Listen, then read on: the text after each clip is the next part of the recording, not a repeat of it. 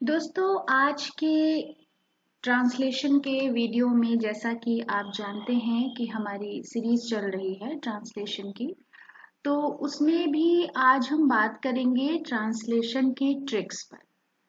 और आज जिस टॉपिक को मैंने लिया है वो थोड़ा बड़ा टॉपिक है, तो हम कई हिस्सों में उस पर बात करेंगे कि जब हम इंग्लिश से उर्दू या उर्दू से इंग्लिश या हिंदी टू इंग्लिश या इंग्लिश टू हिंदी तर्जुमा या अनुवाद कर रहे होते हैं, तो हमारे सामने सबसे बड़ा जो चैलेंज होता है वो होता है कि ग्रामर किस तरह की इस्तेमाल उसमें हुई है, हम उसे कितना समझ रहे हैं, उसे कैसे बरत रहे हैं।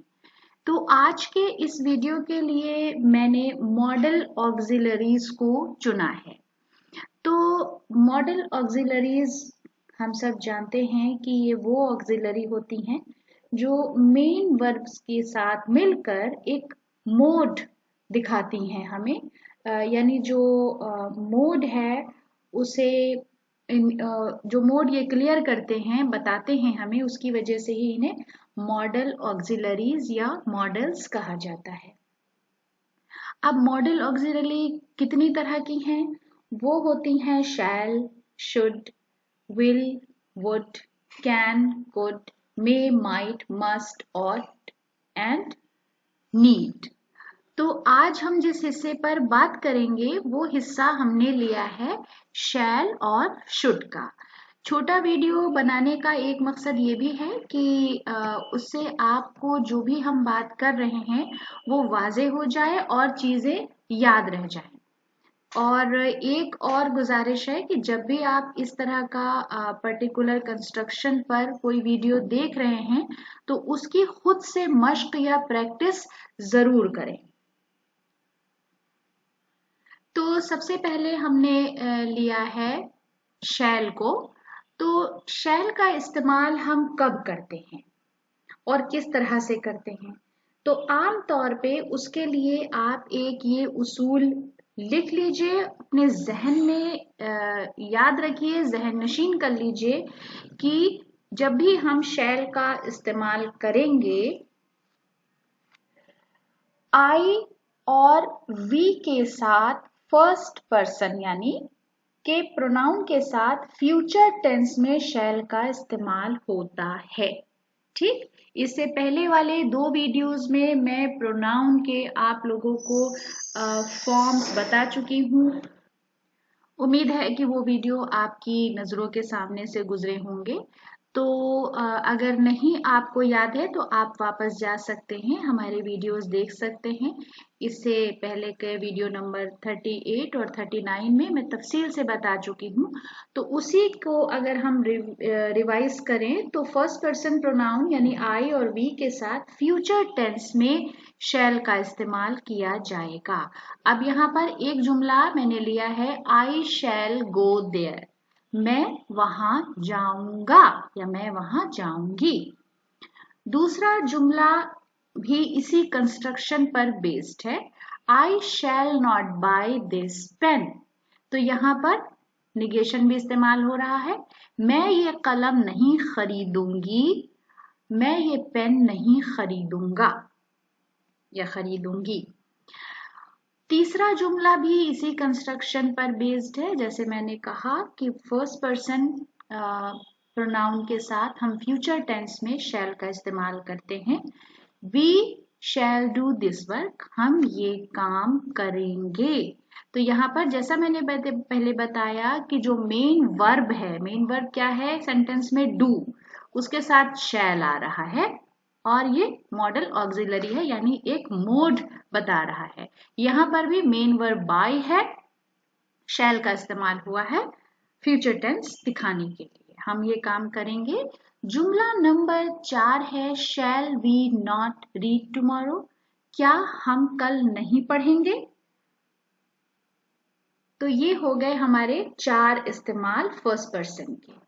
अब आइए हम देख लेते हैं कि दूसरा उसूल क्या है। दूसरा उसूल ये है कि सेकंड और थर्ड पर्सन के प्रोनाउन, सेकंड और थर्ड पर्सन प्रोनाउन कौन होते हैं? ही, शी, इट, दे, यू और सिंगुलर नाउन और प्लूरल नाउन्स। फिर से दोहरा रही हूँ, ही, शी, इट, दे, यू और सिंगुलर और प्लूरल नाउन्स के साथ शैल का इस्तेमाल क्या दिखाता है? प्रॉमिस यानी कोई वादा है, किसी चीज का कंपल्शन है यानी कोई चीज ऐसी है जो जिसका प्रेशर आपके ऊपर है, कोई काम ऐसा है जो आपको अंडर प्रेशर करना पड़ रहा है, या नेसेसिटी है, जरूरत है आपकी, या थ्रेट है, धमकी है।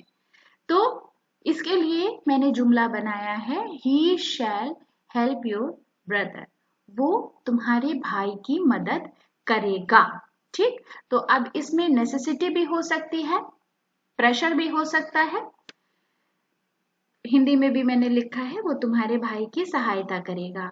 चूंकि इस वीडियो पर मैं ग्रामर में फोकस कर रही हूँ, इसलिए हम वोकेबलरी पर बात नहीं कर रहे हैं, लेकिन आप साथ ही साथ उसको भी पढ़ते चलिएगा। छठा सेंटेंस है, दे शैल डू इट, वो ये करेंगे। करेंगे, there will be a pressure, it is necessity, या whatever you can consider, वो ये करेंगे। They shall do it. उसके बाद है, you shall get sweets on Republic Day. Republic Day हो गया यौम जमहूरिया, गणतंत्र दिवस। तो यौम जमहूरिया के मौके पर आपको मिठाई मिलेगी। गणतंत्र दिवस पर आपको मिठाई या मिष्ठान मिलेगा या मिलेगी। 8 नंबर जुमला है, he shall be punished for his misconduct. खराब बर्ताव के लिए उसे सजा जरूर मिलेगी। तो ये हो गए 8 जुमले, और इस कैटेगरी का हमारा आखिरी जो सेंटेंस है एग्जाम्पल का, वो है, you shall not inter my room again. तो यहाँ पर क्या है? एक थ्रेट है, थ्रेट नहीं, एक वार्निंग है कि तुम दोबारा इस कमरे में दाखिल मत होना। ठीक, मत का इस्तेमाल जब हम करते हैं तो वहां पर एक थोड़ा सा ज्यादा इम्फेसिस होता है। हिंदी में है, तुम पुनः इस कमरे में प्रवेश नहीं करोगे। तो यहाँ पर करोगे और होना, लेकिन इम्फेसिस है, थ्रेट है, वार्निंग है और शायद नेसेसिटी भी है। तो ये हमारे शैल के यूजेस हो गए हैं। अब हम आगे बढ़ते हैं। आगे का हमारा हिस्सा है यूजेस ऑफ शुड। अब शुड का इस्तेमाल कब होता है? देखिए, शुड का इस्तेमाल दो तरह से होता है। एक तो होता है कि शैल की पास्ट फॉर्म जो है वो शुड है, और दूसरा चाहिए, जो बड़ा आम है कि शुड का सीधा सीधा तर्जुमा है चाहिए। You should go there, you should sit here, like this. उसके बाद जब हम नियम की या उसूल की बात करते हैं, तो उसूल ये है कि शैल का पास्ट टेंस शुड है, और इस हालत में नाउन का जो क्लॉज है उसका इस तरह से इस्तेमाल किया जाता है, जो कि गा यानी फ्यूचर टेंस में इस्तेमाल होता है, और ये फ्यूचर इन पास्ट को जाहिर करता है। पहले दो जुमले जो हैं उसमें शुड का तर्जुमा हम चाहिए नहीं कर रहे हैं, क्योंकि मुझे ये बताना है आपको कि शुड जब हम किसी पास्ट की बात कर रहे होते हैं वहां पर हम शुड का इस्तेमाल करते हैं, और ये उस फ्रेज को फ्यूचर टेंस में दिखाता है। जैसे I said that I should help your brother. मैंने कहा था, आई सेड, मैंने कहा था कि मैं तुम्हारे भाई की मदद करूंगी। तो अगला जुमला, I should help your brother, मैं तुम्हारे भाई की मदद करूंगी, ये फ्यूचर टेंस में इस्तेमाल किया जा रहा है। दूसरा जुमला है, we should said that we should not fly kites. हमने कहा था कि हम पतंगे नहीं उड़ाएंगे, या हमने कहा था कि हम पतंगे नहीं उड़ाएंगे। हिंदी में एक जैसा है, उर्दू और हिंदी दोनों में तर्जुमे के लिहाज से। और यहाँ पर भी क्या इस्तेमाल हो रहा है? गागीगे यानी फ्यूचर का इस्तेमाल हो रहा है, फ्यूचर टेंस हम देख रहे हैं, लेकिन यहाँ पर जो मॉडल इस्तेमाल हुआ है ऑक्सिलरी का वो शुड इस्तेमाल हुआ है। तो याद रखिए वी सैड। फिर से मैं उसूल आपको बता रही हूँ कि जब भी हम शैल का पास्ट टेंस शुड है और इस हाल में नाउन क्लॉज का इस्तेमाल किया जाता है और वो अगर ये हिस्सा पास्ट टेंस में है तो अगले हिस्से का तर्जुमा हम चाहिए के बजाय फ्यूचर ऑक्सिलरी में करेंगे। उसके बाद है कि और क्या क्या हम शुड का इस्तेमाल करते हैं। शुड का एक जो सबसे आसान मतलब है वो है चाहिए, और जब हम शुड का चाहिए से तर्जुमा कर रहे होते हैं तो इसमें क्या बताया जाता है, या तो हमें कोई सलाह दी जा रही होती है, कोई फर्ज की अदायगी के लिए हमें कहा जा रहा होता है, या कोई भी इस तरह का सलाह मशवरा या जिसे हम हिंदी में शिक्षा कहते हैं या सुझाव हो सकते हैं, तो ये होता है। अब इस तीसरे नंबर का जो सेंटेंस या जुमला वाक्य है वो है यू शुड वॉक डेली।